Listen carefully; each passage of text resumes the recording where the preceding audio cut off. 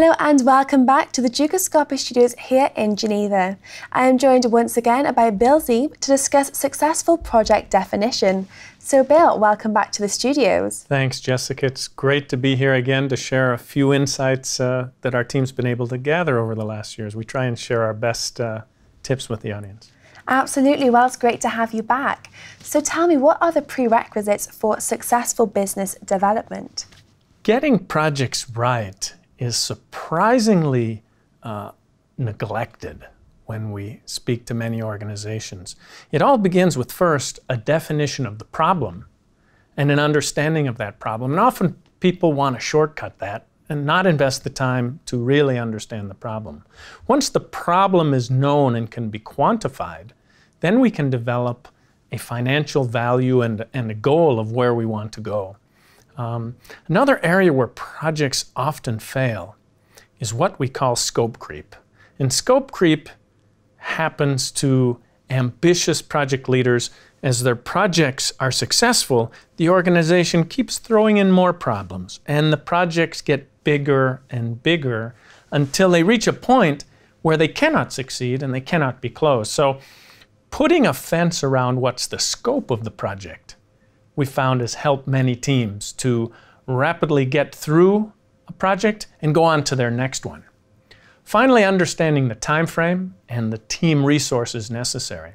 As we see more and more projects attacking cross-functional and even waste between enterprises, a detailed definition of the team members and their availability is essential for team success. So these are, in a nutshell, some of the points. It boils down to one page. We like to use a project charter. It sounds more complicated in words than it is.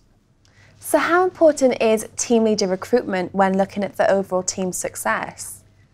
This is another area where people often just put in whoever is available to lead a project. And the methodology works if the infrastructure is around. But leading a challenging continuous improvement project and getting it closed successfully in 6 months or less is an exceptionally rich learning environment for leadership development. And those organizations who have put in their young leaders, the people that you can't afford to give up, but you want to test them, have found that their talent development aspect of these leaders going on to repeat execution of projects over the next years of their career far outweighs the cost of having that person out. So if you can afford it, and even if you can't, you should put in your very best to try and stretch and develop them. Absolutely. So Bill, what can be done to help improvement teams succeed even faster?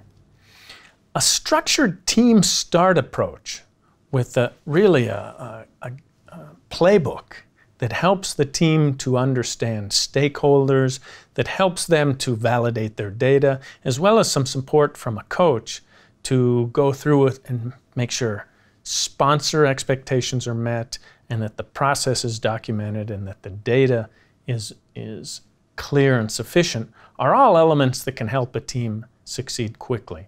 Where we see coaching and support at the team start lacking, we often see projects going off schedule. When they get a fast start, the project rewards are much richer traditionally.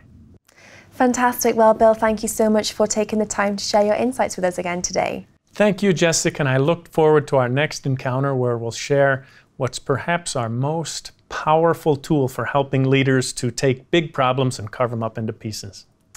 Thank you. And thank you for watching. For all the latest Ducoscopy updates, do keep clicking back. Goodbye for now.